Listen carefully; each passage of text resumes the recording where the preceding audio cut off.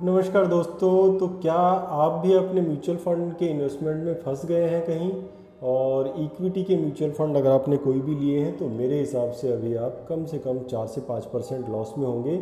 और अगर बैंक से रिलेटेड है, कोई थीमेटिक फंड है बैंक एंड फाइनेंशियल सर्विसेज वाला, तो वो कहीं ना कहीं 6 से 7% डाउन होगा। मैं आपको दिखा देता हूँ कि ज़्यादातर म्यूचुअल फंड इन्वेस्टर जो है इक्विटी म्यूचुअल फंड्स में इन्वेस्टेड रहते हैं। मैं कितनी बार अपने इन्वेस्टर्स को भी बोल चुका हूँ, उनका मैंने फंड्स स्विच कराया। ये देखिए, ये मैंने कुछ डेट फंड्स दिखाए हैं, बेस्ट परफॉर्मिंग डेट फंड्स।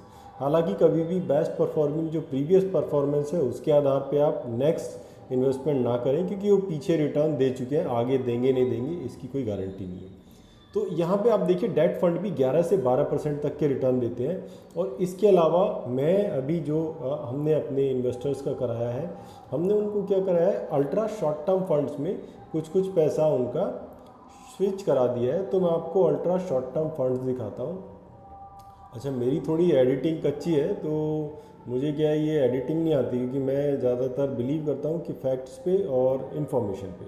तो ये देखिए, यहाँ मैंने दूसरा एक डिस्क्लेमर और दे देता हूँ कि किसी भी कंपनी का जो मैं दिखा रहा हूँ कोई भी स्कीम है वो सिर्फ स्टडी पर्पज़ के लिए है, उसमें इन्वेस्टमेंट कोई भी डिसीजन नहीं है। इन्वेस्टमेंट के लिए आप मुझसे पर्सनली राय ले सकते हैं, या जो आपका इन्वेस्टमेंट एडवाइज़र हो, या जो भी म्यूचुअल फंड डिस्ट्रीब्यूटर हो। तो यहाँ पे देखिए, Nippon India ultra short term fund है, इसने 7.27% का रिटर्न दिया है पर एनम। और इसी तरह से यूटीआई का है, ये 6.78।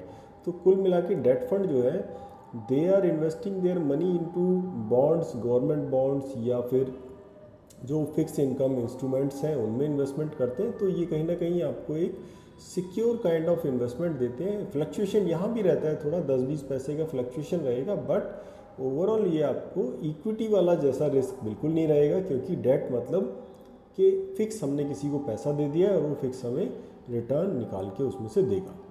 ठीक है, अब हम देख लेते हैं कि किसी भी एक इक्विटी फंड को। और इक्विटी फंड में अगर हम देखें तो ये देखिए, बैंकिंग फंड को ही मैं देख लेता हूँ, क्योंकि अभी बैंकिंग सबसे ज़्यादा गिरा है। और जैसे बैंक निफ्टी गिरी है, हम अगर इक्विटी के हिसाब से देखें तो 130 रुपये था इसका एनएवी 26 सितंबर को, और आज की डेट में अभी 124 है। आज मैं रिकॉर्ड कर रहा हूँ इस वीडियो को 7 अक्टूबर अभी शाम को, और इसको आप कल देखेंगे, क्योंकि आज वाला इम्पैक्ट लगभग कल तक पड़ेगा, क्योंकि ये 4 अक्टूबर की एनएवी दिखा रहा है। तो ये आप कल सुबह में इसके एनएवी देखेंगे, या हो सकता है 1-1.5 घंटे में भी बाद में अपडेट हो जाए। तो ये एनएवी आपको कम से कम 1.5 से 2%, ऑलमोस्ट 1.8% बैंक निफ्टी गिरी है, तो ये भी 1.8 या 1.7% तो गिरना चाहिए।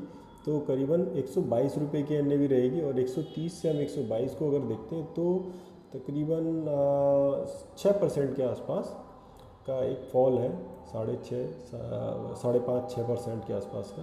तो कुल मिला के ये आप ये देखिए कि पोर्टफोलियो में इक्विटी बेस्ड अगर पोर्टफोलियो आपका एसेट एलोकेशन उसमें नहीं है, डाइवर्सिफाइड नहीं है, डाइवर्सिफाइड मतलब यहाँ मैं कह रहा हूँ कि within the equity diversification नहीं करना है आपको।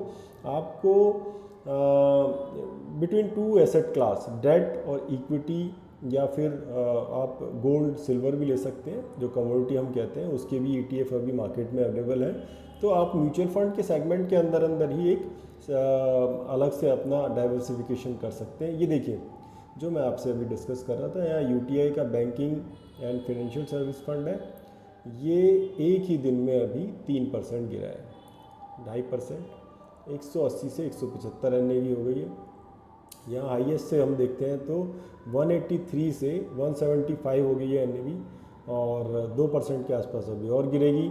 आज के हिसाब से देखें तो करीबन 172-173 रहेगा, तो 10 रुपये का फॉल है इसमें, मोटा मोटा 5% का फॉल है। तो जितने भी जो बैंक से रिलेटेड हैं या फिर स्मॉल कैप फंड्स हैं, उनमें भी एक बड़ी गिरावट देखी गई है। तो मेरा सजेशन आपको यही रहेगा, मार्केट वॉलेटाइल है तो थोड़ा अपना एसेट एलोकेशन जरूर करें, और हैप्पी इन्वेस्टिंग, सेफ इन्वेस्टिंग, अपने इन्वेस्टमेंट एडवाइज़र से राय लें। इन्वेस्टमेंट एडवाइज़र होना चाहिए, ना कि ओनली डिस्ट्रीब्यूटर आपको माल बेच के फिर चला जाएगा, पूछेगा नहीं कैसा इन्वेस्टमेंट चल रहा है, कहाँ चल रहा है, और क्या उसमें करना है आगे। थैंक यू दोस्तों, थैंक यू वेरी मच।